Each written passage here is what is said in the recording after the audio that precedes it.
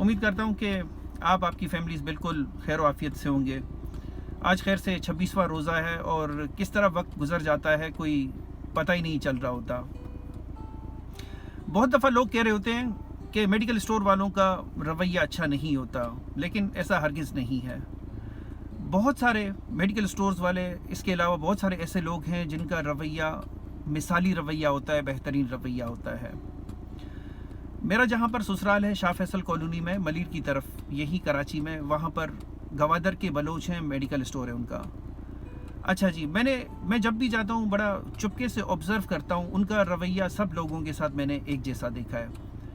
ना उनमें उनकी दवाई में एक्सपायरी के मैंने मसले देखे हैं, ना मैंने देखा है कि वो कभी किसी कस्टमर के साथ रूड होकर बात कर रहे हैं। हमेशा एक खुश अखलाकी, एक अच्छी सी मुस्कुराहट, एक वेलकमिंग सा बॉडी लैंग्वेज, एक वेलकमिंग जेस्चर्स मैंने देखे हैं। तो हालांकि उनको पता है कि मैं डॉक्टर हूं और मेरे जो साले हैं वो उनके दोस्त भी हैं, लेकिन उसके बावजूद भी जो उनका तरीक़ा कार है वो कस्टमर डीलिंग सबके साथ एक जैसी ही है। कितनी ही अच्छी बात है। अब ये रवैया कहाँ से आता है? और क्या बलूचिस्तान के ही लोगों का रवैया अच्छा है?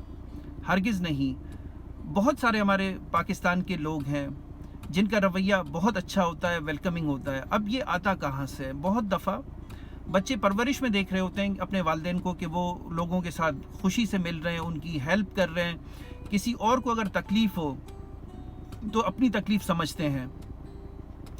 यही एक इम्पॉर्टेंट बात है, जो एक परवरिश का इम्पॉर्टेंट हिस्सा है कि किस तरीके से हम अपने सोशल स्किल्स सीखते हैं, सोशल एथिक्स सीखते हैं कि किस तरीके से हमने लोगों के काम आना है, उनकी मदद करनी है। और इसी तरीके से जब ये बच्चे बड़े होते हैं तो उनका जो इखलाक होता है वो उनके रवैये में एक तरीके से दिखाई दे रहा होता है कि उनकी परवरिश में उनको ये चीज़ सिखाई गई है, उन्होंने अपने वालिदैन को देखा है।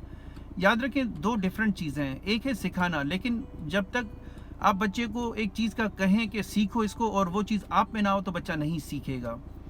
इसका काफ़ी हद तक इस चीज़ के साथ ताल्लुक़ है कि उन्होंने भी अपने ज़रूर बड़ों को देखा होगा, तो इस वजह से उनका इतना बेहतरीन रवैया है और उनकी इतनी अच्छी डीलिंग है। मैं उनकी हौसला अफजाई करना चाहूँगा और मेरी उम्मीद है कि ये इस रवैये को, इस बेहतरीन इंटरेक्शन को, इस बेहतरीन सर्विस को जारी रखें।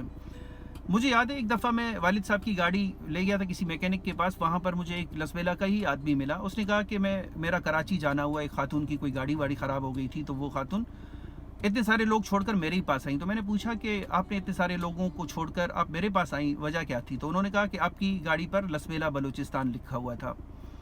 तो मुझे पता है कि बलूचिस्तान के लोग बहुत हेल्पफुल होते हैं, तो आप मुझे इनकार नहीं करेंगे। लेकिन इसका हरगिज़ ये मकसद नहीं है कि कराची में जो रहने वाले लोग हैं वो हेल्पफुल नहीं है, ऐसा हरगिज़ नहीं है। इस शहर के अपने चैलेंजेस हैं, इसकी अपनी मसरूफियात हैं। यहाँ पर लोगों की अपनी बहुत सारी ऐसी चीज़ें होती हैं जिसकी वजह से वो टाइम स्पेयर नहीं कर सकते, लेकिन इसका ये हरगिज़ मकसद नहीं है कि वो बहुत कैलकुलेटेड है और वो सोशल नहीं है। नहीं, इस शहर का एक अपना मिजाज है। जिस तरह हम कह रहे होते हैं ना कि गांव का, देहात का एक अपना मिजाज है, तो इस शहर का एक अपना मिजाज है। ज़रूरी नहीं है कि हम तनकीद का निशाना बनाएं कि बड़े शहर में जो रहते हैं वो मतलबी होते हैं, तो वो हरगिज़ गलत होगा, वो दुरुस्त नहीं होगा।